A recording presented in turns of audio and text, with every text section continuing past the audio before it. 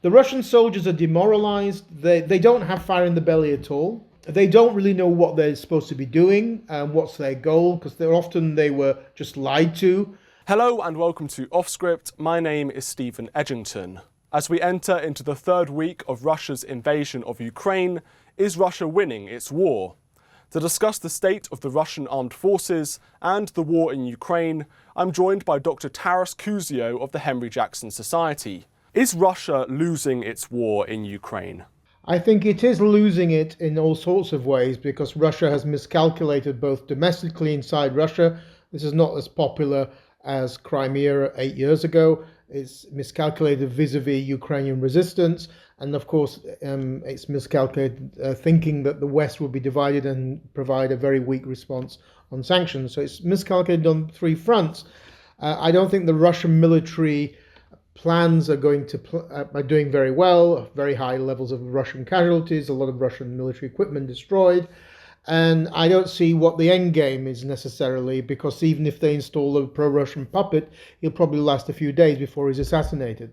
So I don't think things are going to plan. Of course, what's horrible about it all is that in the meantime, whilst the Russian army is losing, and whilst the Russian economy may go down the tubes because of sanctions, a lot of Ukrainian civilians will be killed and the number of refugees will skyrocket. How can we possibly know, and I think this is a really good sort of point in this interview to explain to viewers, how can we know what's going on in Ukraine with any sort of veracity?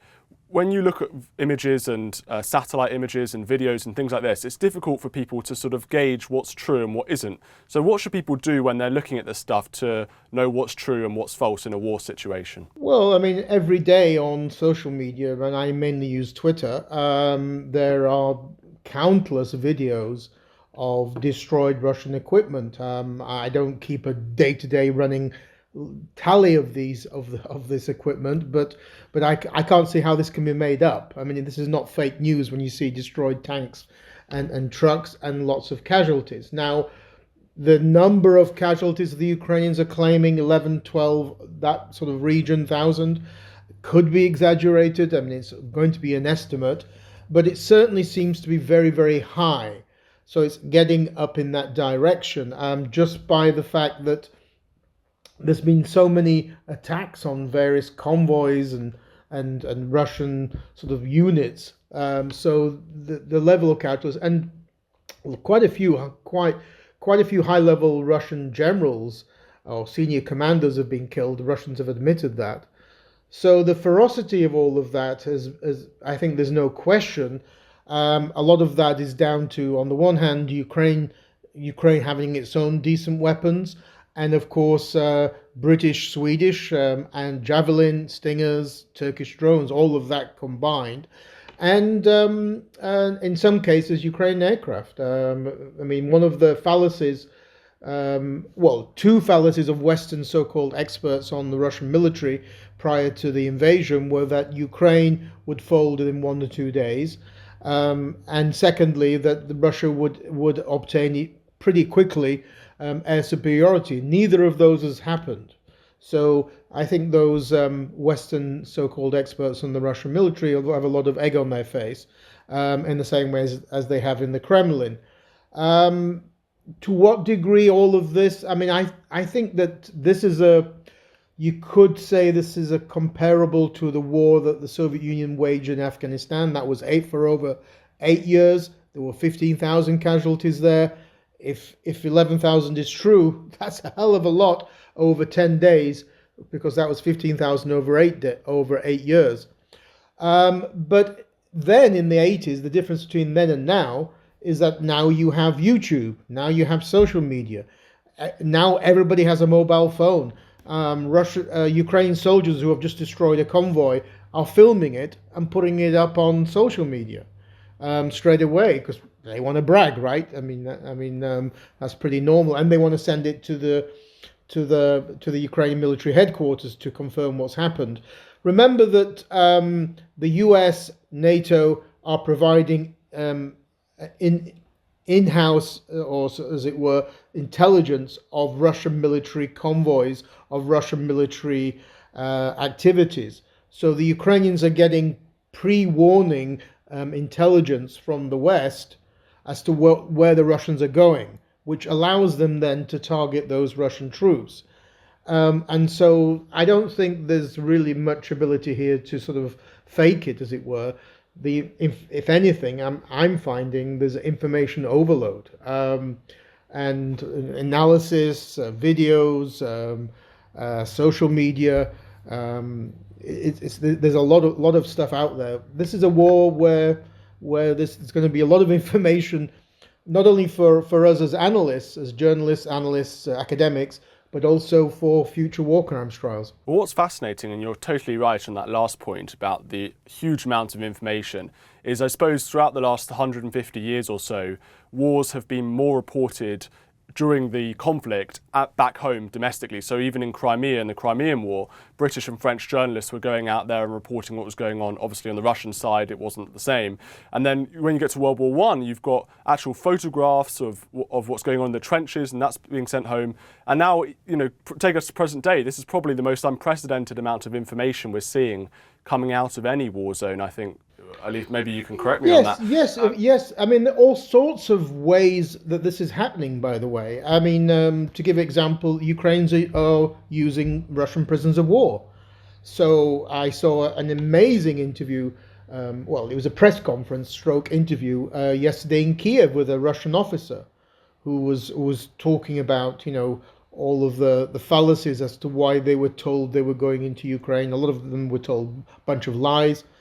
There are also other examples of Russian prisoners of war using their own mobile phones to ring up their parents or friends back home. And you can imagine what then happens, that information that they give over their mobile phone is spread over the village and town.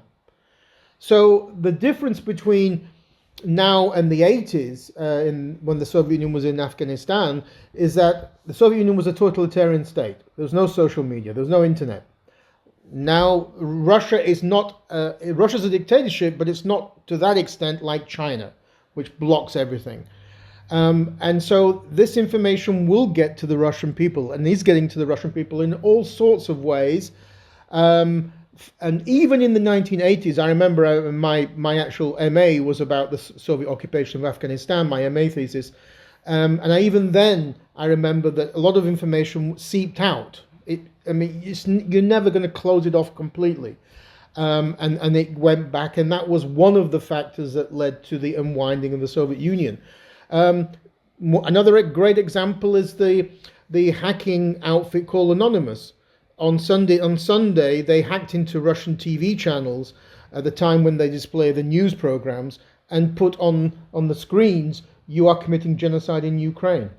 I mean, so Russian viewers, a lot of them, especially sort of middle age and higher and old age, get their news still from TV news programs. What did they see? They saw videos of Russian aircraft bombing Ukrainian cities and these signs condemning that. So even there, in a dictatorship which heavily controls the media in Russia, they weren't able to completely control it. So I want to talk about the potential outcomes of this invasion to begin with. So but the first question on that is, what would a Ukrainian victory look like? Well, I think something along the lines of the Russian army sort of slowly creeping away and returning to Russia, or just getting rid of its equipment. I mean, there've already been examples of Russian soldiers just parking up their vehicles and leaving and walking back to Russia. They just don't want to fight. Others have deserted to the Ukrainians. There was one funny example of two Russian soldiers walked into a police station, I guess pretending to say, "We've run out of petrol, can you help us?" And they were arrested. I mean, were they really looking for petrol, or were they just saying, "We don't want to really fight, come on, help us out"? I mean, we don't know to what extent the massive sanctions, and we are talking about massive sanctions, unprecedented sanctions against Russia, how that's going to impact on the Russian economy and financial system. Is there going to be a default, as people are predicting, in Russia? Is there going to be a sort of 1998 crash in Russia?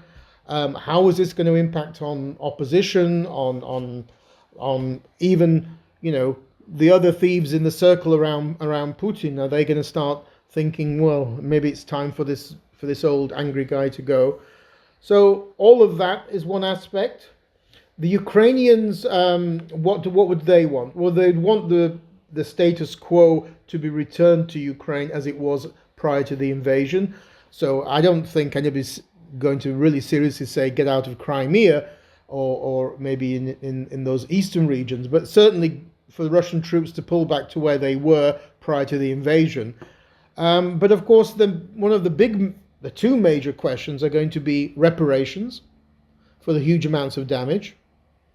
Is that going to be paid for by some proportion, some percentage taken off future exports of oil and gas from Russia?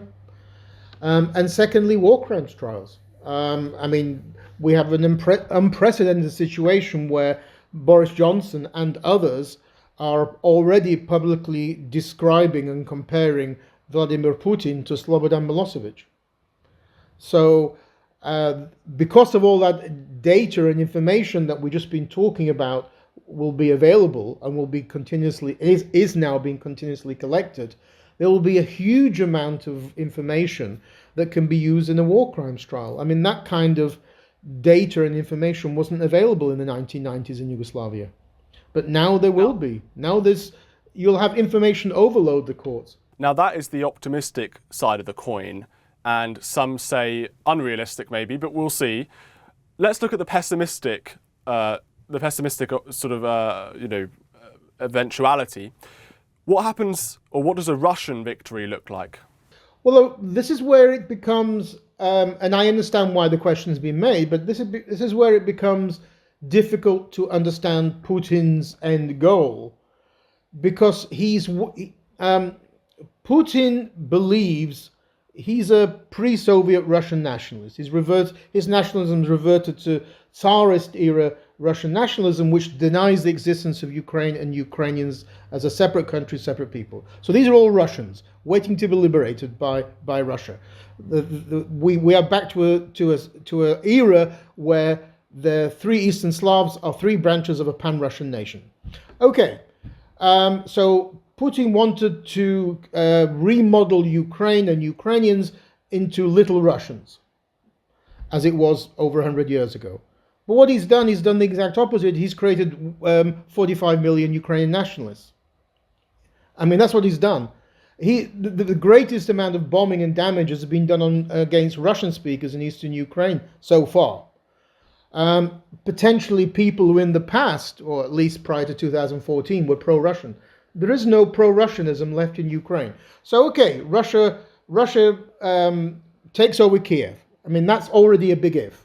I listened to another interview today where a military officer said you need something in the region of 6-1 Russian soldiers versus a Ukrainian defender in a big urban environment like Kiev. Kiev is 4 million people. Aleppo and Grozny, which were flattened by Russian forces, were far, far smaller.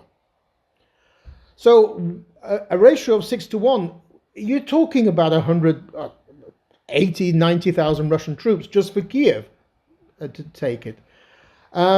And believe you me, there's already a lot of military equipment hidden there already and waiting. So, okay, if they take it over, finally take it over, and Zelensky has to move to Western Ukraine, what are the Russians going to do? Try and take over West Ukraine? Well, that's the most nationalistic part of the country. In the 1940s, Ukrainian nationalist partisans fought for 10 years against Stalin in Western Ukraine. I somehow doubt it. Okay, they've taken over Kiev. They install a pro-Russian puppet. He'll last a few days before he's assassinated, I guarantee. And what legitimacy does he have? I mean, who's going to recognize him? And as soon as Russian troops withdraw from Ukraine, that puppet regime collapses. So, does that mean that Russia is going to keep 500,000 of its troops in Ukraine in forever? Well, that means no troops in Kaliningrad, no troops in the north, no troops in the Caucasus, none on the Chinese border, none in Central Asia. I mean, the Russian army isn't that big. That's where it becomes irrational, and that's where I think you hear about dissent amongst Russian security forces personnel as to this is not logical, because Ukraine is a huge country to occupy, and it has the third largest army in Europe, together with 1 million reservists. Are you going to really want to have Russian or half of the Russian entire armed forces, bogged down for years to come? So I think even a Russian victory here doesn't sound. What is a Russian victory? What, just wipe the country off the face of the earth? As the military analyst said in the interview I listened to today, even when Stalingrad was flattened, Soviet forces emerged from those ruins and defeated the Nazis.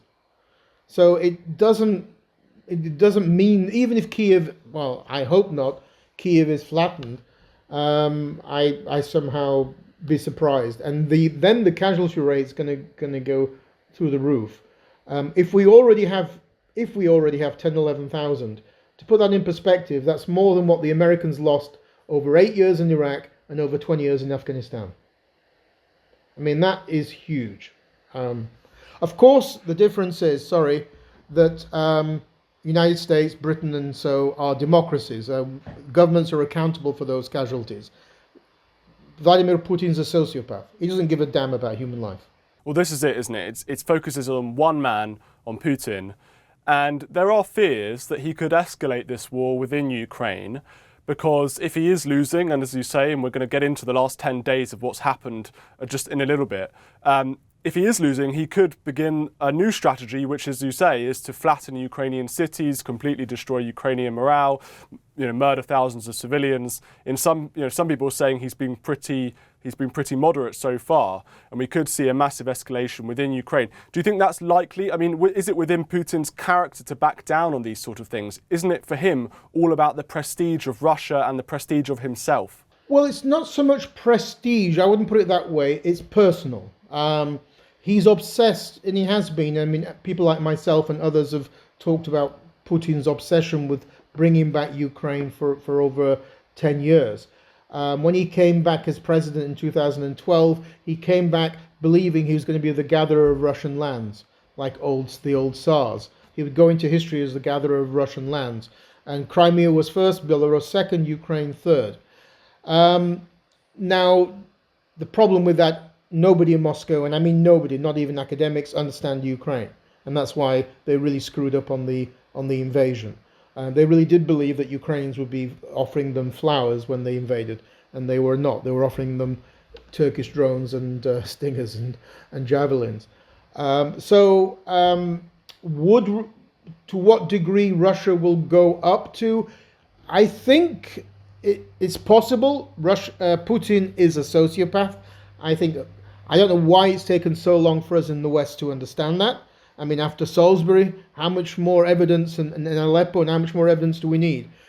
But Aleppo and Grozny were Muslim cities. And I don't want to make this a race thing, but they were Muslims. And the Russian attitude towards both Muslims in Aleppo and Muslims in Chechnya was racist and Islamophobic. Kiev is a bit different matter. Kiev, in Russian nationalist eyes like Putin, is the mother of Russian cities. Kiev and Russia.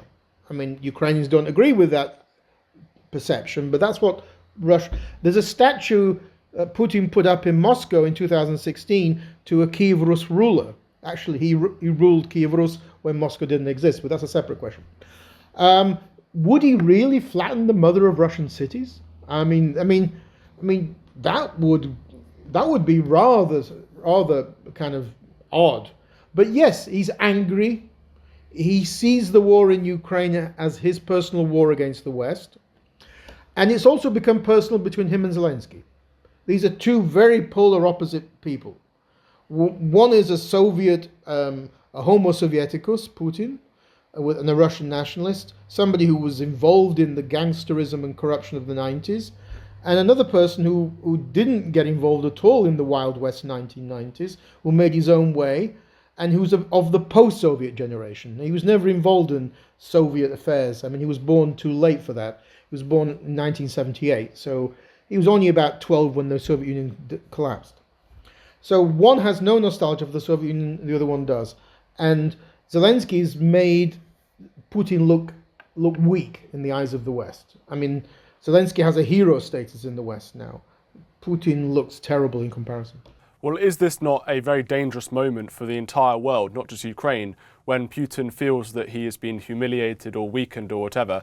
And I want to talk about the external pressures upon Russia, and that links in with that original statement I just made. So, sanctions. You mentioned sanctions earlier. Now, there are people who say sanctions are ineffective. If they worked, then Putin wouldn't have invaded Ukraine. He understood that there would be massive sanctions against him, and he did so anyway. If they worked, he wouldn't have invaded in Crimea and done all these other things in Chechnya and Georgia and other things in the past. So perhaps they're ineffective. And the second point on sanctions, and it's really important, is that not only do they impact our own citizens, oil prices are extremely high at the moment, inflation is rabid throughout Western countries, people's energy bills are incredibly high, so there's a toll on us. But also there is a massive toll on the Russian people, many of whom are completely innocent, and this has nothing to do with them, it's to do with one sociopath at the top of their government. So on the external pressure, is it likely to work, and are sanctions ineffective and even amoral? Sanctions are not immoral. I mean, what's the alternative? The alternative is to NATO to go to war with Russia. That the argument against having a no-fly zone is that NATO planes would be butting heads with Russian planes, and that could escalate to something worse. So the only alternative to that is really sanctions. No, I think it's a wrong way of looking at it, because the sanctions, first of all, after Georgia 2008, after Russia's invasion of Georgia, there were no sanctions. The West let Russia off. President Obama actually launched a reset of relations with Russia in 2008, 2009, which was rather ridiculous. In 2014, the sanctions imposed for Crimea were pathetic. They were small. Experts talk about them in comparison, say they were about 3 out of 10 in terms of their potency. They were not Iranian-style sanctions. The sanctions today are as tough as the ones against Iran, or even tougher, and we are talking 8, 9 out of 10. So it's a completely different ball game. You can't. I think what you could have argued is that if tough sanctions had been imposed in 2008 in response to Russia's invasion of Georgia, then Putin might have thought about maybe not doing Crimea in 2014. A lot of this is to do with signals. Because Putin got away with Georgia, he thought he would get away with Crimea in 2014. He was wrong, but it was a slap on the wrist. It was nothing big. He also, you're right as well, that he was convinced wrongly that the West would be divided, split, weak, and impose similar sanctions to those in 2014 for his invasion of Ukraine. He was wrong. He was wrong there. And I think where you can criticize the West is that they did not stand up to Putin far earlier. Putin did tell the West in February 2007 at the Munich Security Conference, we're at war. And we did not want to listen. Let's talk about a no-fly zone very briefly. You mentioned that earlier, and I think you've tweeted about this even today, implying that perhaps this is something that the West should get involved with. There is obviously concerns, as you mentioned rightly, that a no-fly zone would lead to complete war with Russia. It would be a massive escalation, perhaps even a nuclear war. Obviously, Russia is a nuclear-armed power. They've got Putin at the head of it. Putin's already talking about putting the Russian nuclear deterrent on high alert.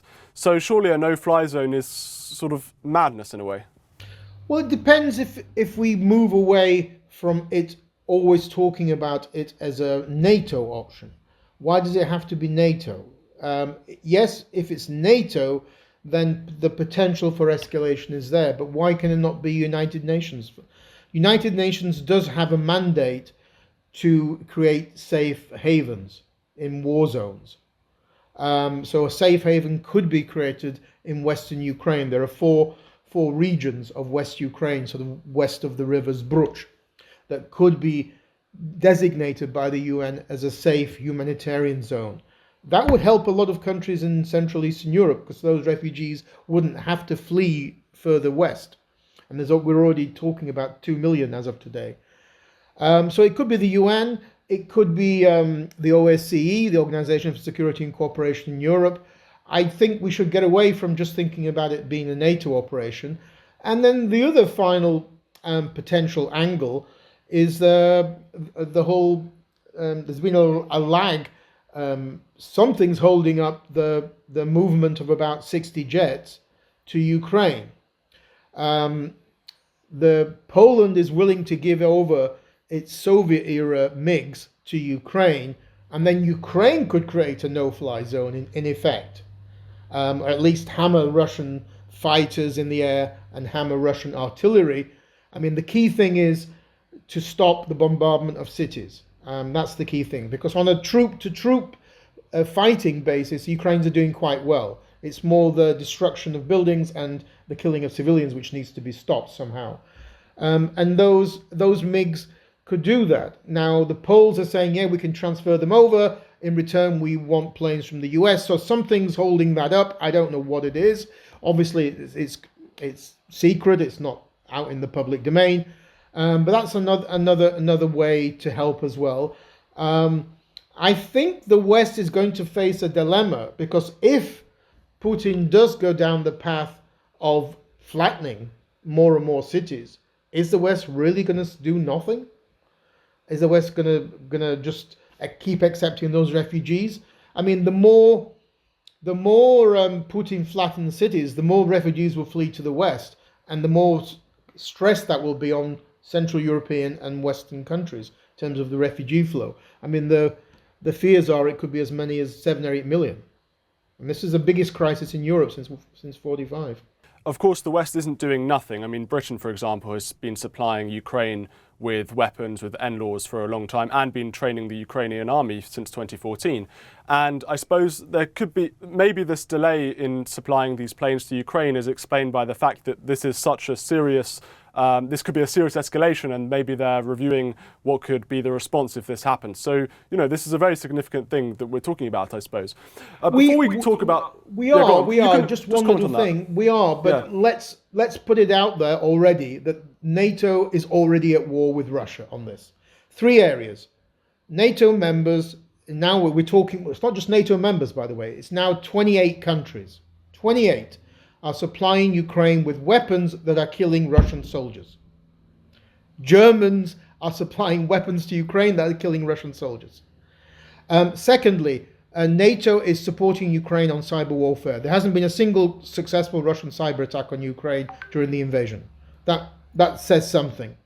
Thirdly, NATO is providing intelligence to Ukrainian armed forces, which is allowing them then to kill Russian soldiers.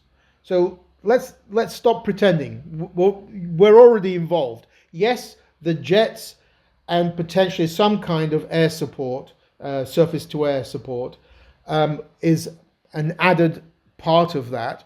But we're already involved. And the American goal, like in the 1980s in Afghanistan, is to bleed the Russian army dry. I mean, that's so they come to the negotiating table. So let's stop pretending. So we're going to get on to Afghanistan later on in the interview, and I want to talk about, in one moment, the last 10 days of this invasion. But before we do all of that, I want to ask about your own personal experiences in Ukraine and with Russia, your sort of background. Now, to people, this war may seem like a distant place, sort of thousands of miles away from them. Obviously, they're looking at images on the internet and on their news programs, and it's terrible. But it's sort of difficult to personalise it and empathise sometimes when you haven't heard someone's story, I guess. So perhaps you can talk about your own background. And I was looking you up, obviously, beforehand on Wikipedia and things, and it seems like you have a very extensive sort of connection to what's going on at the moment in Ukraine. Well, it's a bit of a Groundhog Day. It kind of reminds me a bit of the 1980s when I was fighting the Soviet Union. I was a smuggler. I smuggled books, journals, small Xerox machines, fax machines. I don't think any of your younger viewers will ever have heard of them, but fax machines.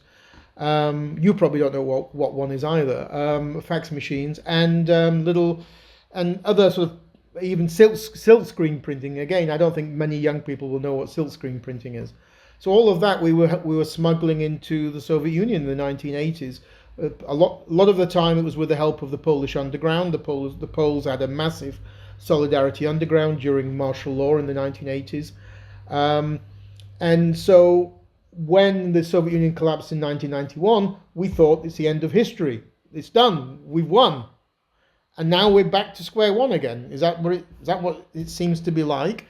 So yes, I mean, I grew up in God's own country, Yorkshire, and did all my university in Britain. The last thing I did was a PhD at Birmingham, and so I've been following as a academic journalist that part of the world, the former Soviet Union, since the mid 1980s. My first book came out in 1992, Ukraine, Perestroika to Independence. Since then, I've authored or co-authored or edited about 22 books, plus articles. So I mean, I've written about the whole region, not just Ukraine. And in the since 2014, I've been about 5 times to the front line, to the war zone. Never thought in my entire life I would be putting on flak jacket and helmet and everything, and talking to soldiers, but there you are. That was important because I would say 95% of the people who were writing about that war never actually visited Ukraine or the war zone. So it was good to get sort of some local understanding of what was happening, why it was happening, and I traveled throughout the sort of southeastern part of Ukraine, which was then anyway. A lot of it was Russian speaking, and that kind of reluctance on the part of Western Russianists, Western academics working on Russia, to sort of to get their heads out of the sand, as it were, and to see reality of what's happening, that this is a product of Russian great power nationalism and chauvinism in Russia, only began to change, I would say, in the last couple of years. Putin authored this 6,000-word essay in July of 2021, where he openly talked about, there are no Ukrainians, Ukrainians and Russians are one people, etc., etc. I mean, he'd been saying this for a long time, but for some reason this essay was picked up by everybody. And then Medvedev wrote an even worse article, the former President Medvedev, in October of last year. So things, a lot of people in the West, academics, policymakers, journalists, began to basically move to my position, which I've had for the last 8 years. So I was out there a lot earlier than everybody else. And even Ben Wallace, the UK Defence Minister, is writing in the same way as I am now. He wrote an essay a couple of months ago where he basically said, yes, this is all to do with national identity and Russian nationalism, denying Ukraine. So I think things have moved on.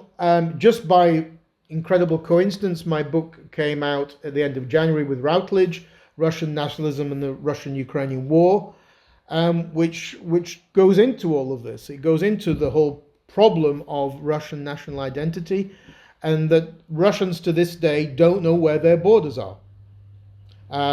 What is Russia? I mean, they still can't figure this out. I mean, is it because they never really associate Russia with the Russian Republic, in the Soviet Union and now. And so hence other countries are always prone to being attacked. So obviously on a Thursday morning, Russia invaded. And can you talk about the progress that they have made? Ukraine claims to have killed 12,000 Russian soldiers, destroyed over 300 Russian tanks, downed dozens of Russian helicopters, over 30 planes. So obviously we've got to take that with a pinch of salt. But can you describe their sort of advancements in that last 10 days? Well, the thing you notice when you compare Ukrainian forces and Russian forces is very obvious. Ukrainian forces are angry, they're determined, they are out, they have fire in the belly.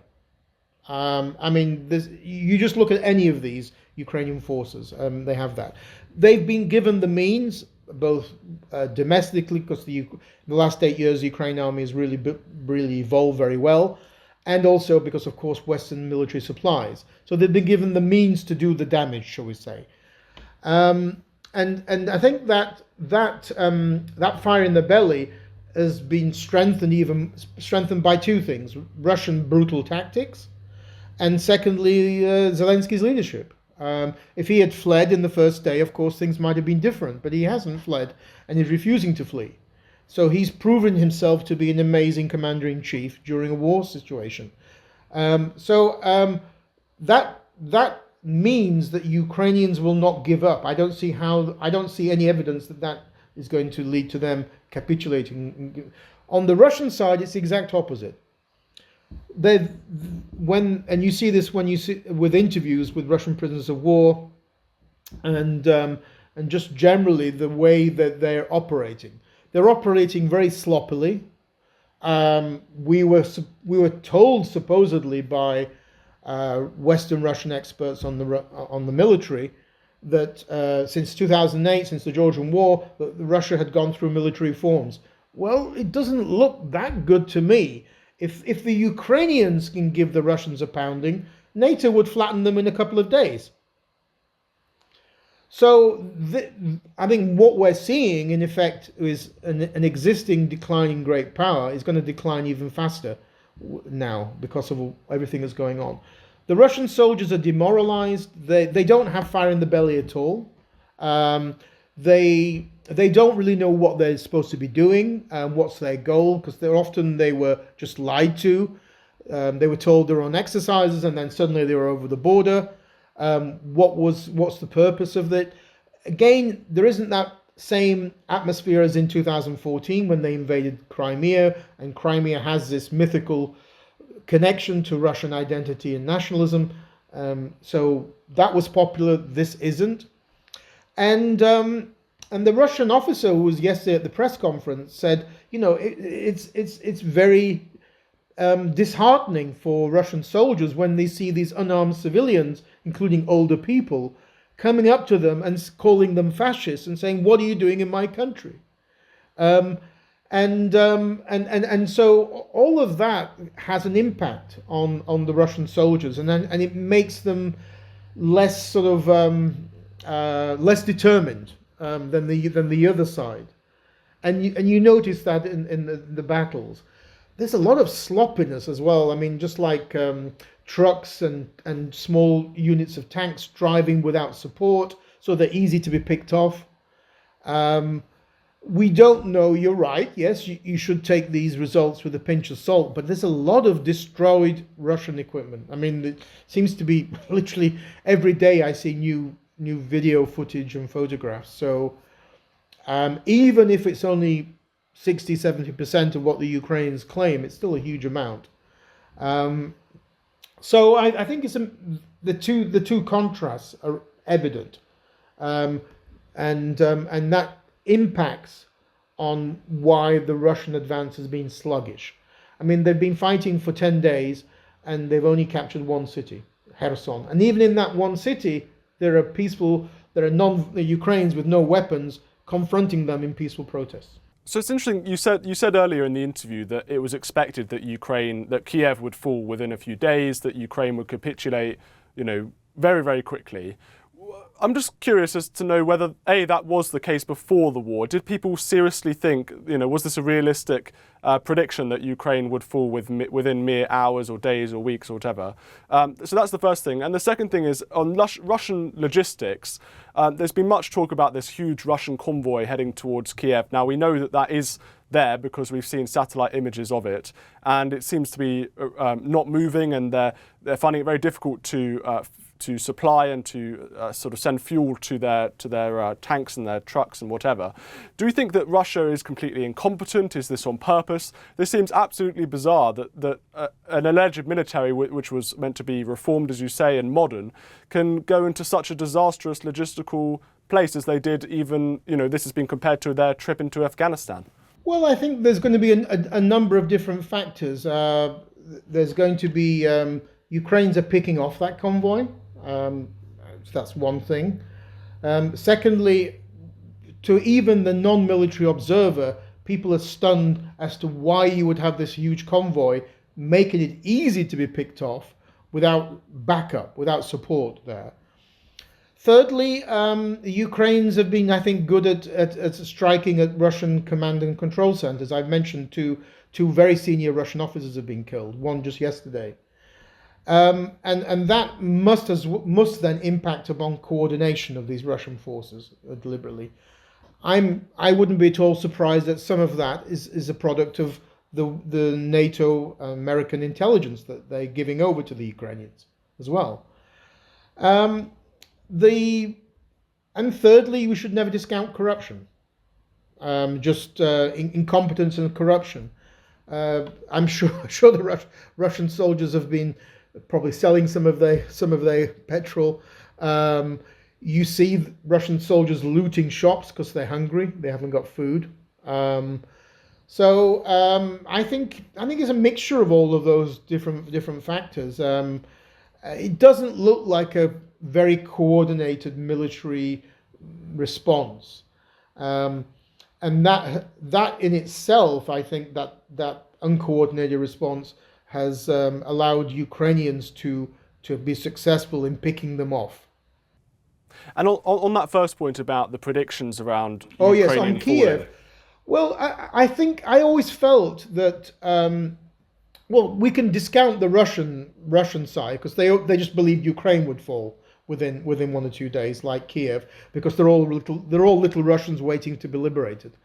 So that's a ridiculous side. But in the West, I think it's more that you have these Western experts on the Russian military who are literally Google-eyed and infatuated by when they research Russian military issues, and I think they exaggerate these issues such as reforms, the size of the Russian military, not taking into account anything to do with Ukraine. So, I mean, I've listened to a lot of, in the last 4 months, sort of November to February during this crisis, I listened to a lot of these Western experts, and I kept wondering to myself, and I said this on Twitter, how many times have any of you been to Ukraine? How many times have you ever even investigated what the Ukrainians have done in terms of their military reforms and build-up? I mean, and so I think they suffer from some of the same problems as people in Moscow, that they are so into that Russian scene, as it were, that they don't get the Ukrainian side. They don't understand Ukrainian identity. So you'd always get in the West this idea that Ukraine's divided into a nationalistic Ukrainian-speaking part and a pro-Russian Russian-speaking part. Well, I'm sorry, that was exaggerated anyway before 2014, but it's even more exaggerated since then, because majority of Russian-speaking Ukrainians are patriots of Ukraine, and we see that now. In many of the videos I'm watching where Ukraine troops are destroying Russian equipment, they're speaking Russian, those Ukrainians. Why should we be surprised? I mean, many of the Irish nationalists in 1916 spoke English. They did not all speak Gaelic. I lived in Toronto for 15 years. Most of Canada speaks English. They're Canadians. They're not Americans. The Russians don't get it though, and I think a lot of these Western experts on Russia don't get it either. That you can be a Russian-speaking Ukrainian patriot, and that was true before the invasion, and it's definitely true now, because I don't know of anybody in Ukraine who's pro-Russian today. So I think it's a mixture of all of those factors. As I said, in 2014, and to some degree now, everybody becomes a Ukraine expert. And yet probably 95% of them have never been to Ukraine. They never read Ukrainian materials, and they haven't got a clue about the country they're talking about. I actually, in a book I wrote, a book I published in 2020, it's called Crisis in Russian Studies, where I went into all of that, how all of these Russianists in the West, these experts in Russian centers, they're commenting about this crisis and about this war, and they never read Ukrainian materials. They never go to do interviews in Ukraine or field research. They never go to the war zone. But they're all experts on Ukraine. Well, perhaps the West has a real crisis in its own experts, and we've seen that through a series of foreign policy mistakes. Just look at our withdrawal from Afghanistan. I mean, I interviewed Mark Gilletti. Now, he's a fantastic, I think, expert on Ukraine, just as Russia was invading Ukraine a couple of weeks ago. And he was talking about the fact that Ukrainians could start a long, prolonged war of guerrilla warfare against the Russians. Now, do you think that that is a realistic opportunity? Do you think that the Ukrainians have the willpower, as someone who's been to Ukraine and know about Ukrainians, do you think they have the willpower to do this? Yes, they do. But just on Mark Galeotti, I mean, he published one of the first books on hybrid warfare after 2014. He never used a single Ukrainian source in that book. And that was typical of Russianists. Yes, Mark Galeotti is, I agree with you, I think he's a great analyst. But they've become lazy in only using sources from Russia, primary sources from Russia, in an era when it's easy to use sources from anywhere. I mean, I can sit in my house here in Holland and find Russian sources in Russia and sources in Ukraine. Everything's online now. But Russianists in the West continue to only use sources in Russia, not sources in Ukraine. And yet Ukraine's the country that's experienced the greatest degree of hybrid warfare of any country in the world. And so why is Mark Galeotti using Ukrainian sources? Yes, of course there will be a partisan warfare. The West will feed this. West Ukraine borders 4 NATO member countries. There's the one thing the West is paranoid about, or NATO is paranoid about, is that Russia somehow wins and then moves on to the 3 Baltic states. So there's no question that the West will. I mean, if what we're talking about, a partisan warfare, would begin if Kiev was taken and if Zelensky had to move and create a government in exile, say in Western Ukraine.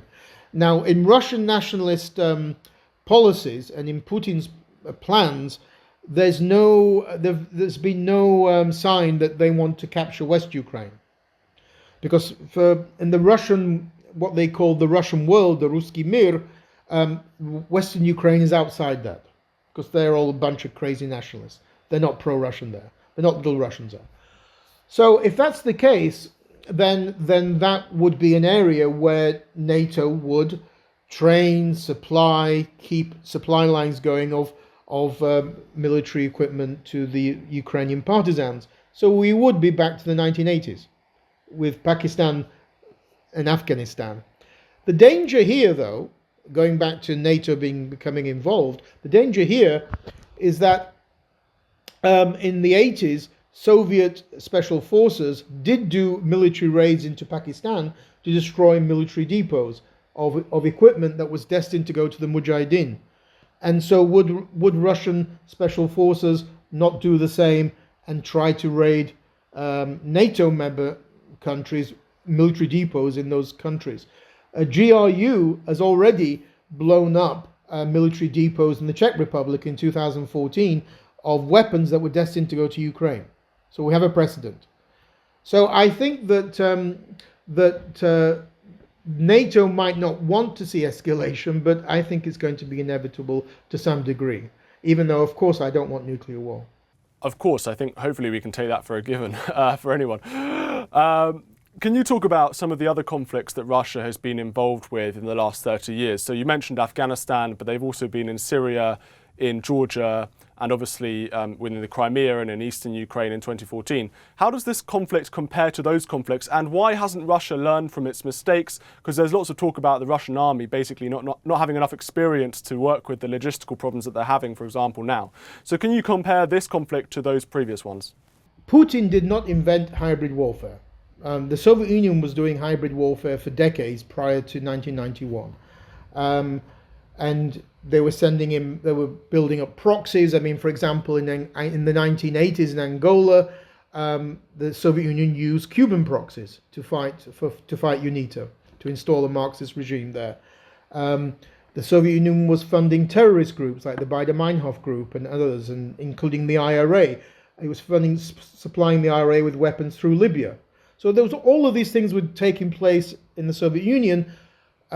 They continued under Boris Yeltsin in the 1990s, and of course, even more so under Putin. And with the advent of the internet, social media, these have all of this activity has gone on to steroids. Gone on steroids. I mean, these types of hybrid warfare and activities and creation of frozen conflicts have been taking place since the time the USSR disintegrated. Russia used Armenian proxies to capture 20% of Azerbaijani territory in the late 80s, early 90s, in Nagorno-Karabakh and the surrounding area of Nagorno-Karabakh. Moldova's Transnistria region in the early 1990s as well, Georgia in the early 1990s, and then again in 2008. In all of these occasions, the West ignored it. I mean, didn't really do anything about it. It claimed it was seeking some kind of peace deal in all of these conflict zones, these frozen conflicts, but they were all half-hearted, and nothing came about from them. The only way that one of them was resolved was in 2020, when Azerbaijan, with Turkish help, managed to take back territory that Armenia had occupied for nearly 30 years. Crimea was always a bone of contention from day one of when the USSR disintegrated. Practically every component of the Russian political spectrum never accepted it. It being part of Ukraine, both Sevastopol and Crimea. And territorial claims against Ukraine over Crimea took place throughout the 1990s. So it wasn't, this is not just a purely Putin phenomena. But of course, it's one thing having a territorial claim, and another thing Putin sending military troops in there. You know, Ireland had a territorial claim on Northern Ireland, but didn't send troops against the British in Northern Ireland. So what changed was Putin, and that was because he became more and more nationalistic during his different presidencies from the year 2000. And in 2014, he was a very angry man because he was insulted for the second time by Ukraine, the first being in the Orange Revolution in 2004, the second in the Euromaidan Revolution, where the individual he wanted to have elected or to be in charge of Ukraine, this kleptocratic pro-Russian thug, Viktor Yanukovych, was prevented from ruling Ukraine for the second time in 2014, and Putin's, he was removed. Then he was removed in 2004 in the Orange Revolution. He was prevented from being elected. In 2014, he was removed, or he fled, and then he was impeached because he was scared. And Putin said, "And now I'll show you what you've done," and he invaded and took over Crimea. He didn't believe that the West would do much, like in Georgia in 2008.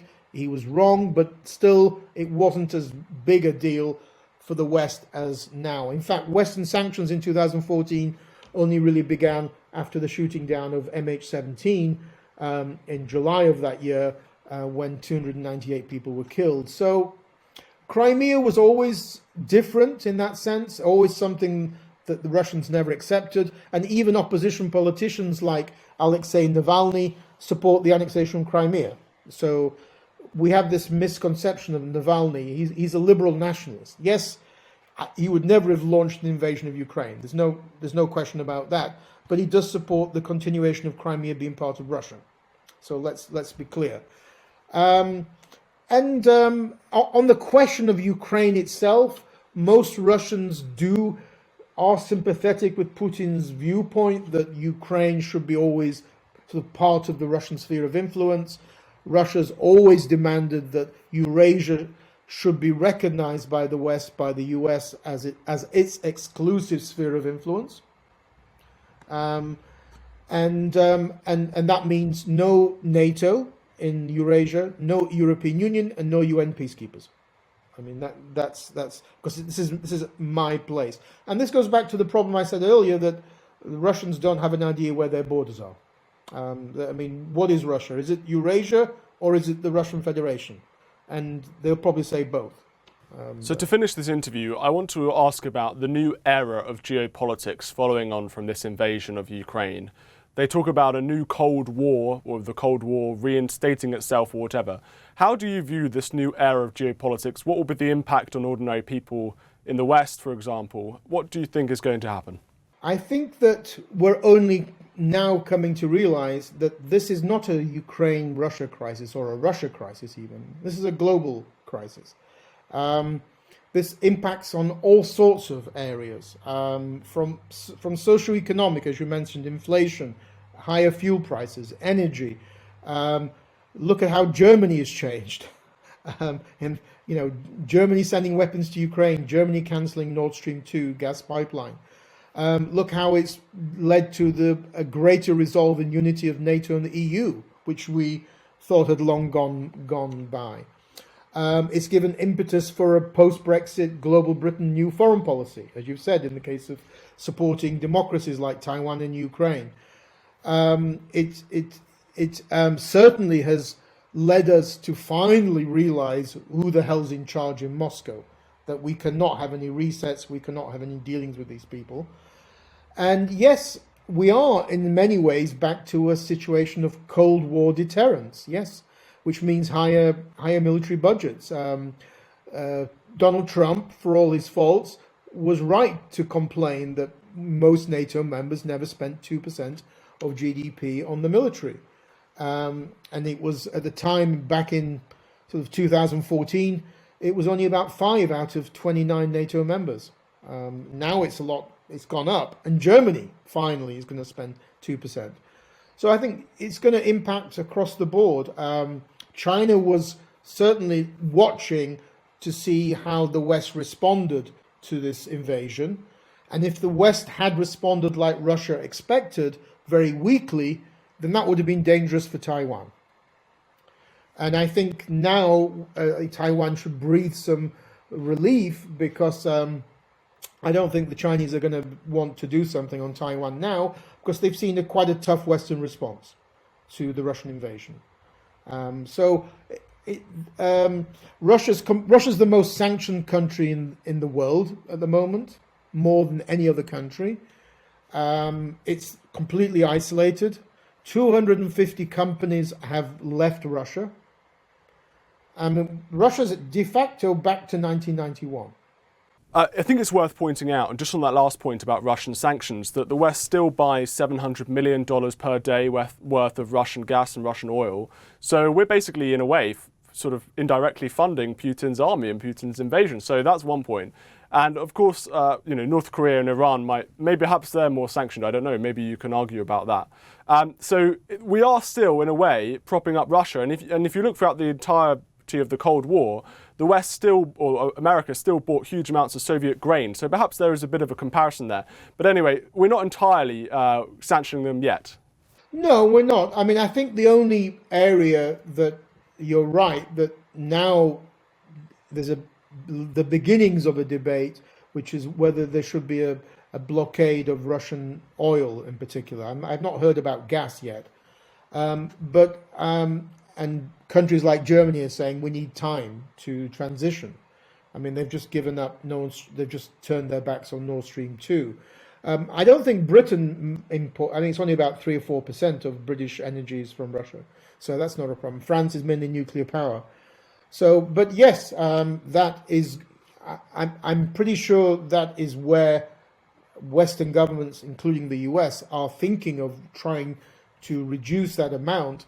But just Western countries talking about it has sent jitters around the globe and sent jitters to the Russian economy. But it's certainly going to be something that I think those are the two areas that are going to remain hot topics: no-fly zone and to curb all imports of Russian oil and gas. Yes, those are the two areas that are going to be ones that Western governments are going to be under continuous pressure to do something about. Thank you so much for joining us. That was absolutely fascinating. Thank you.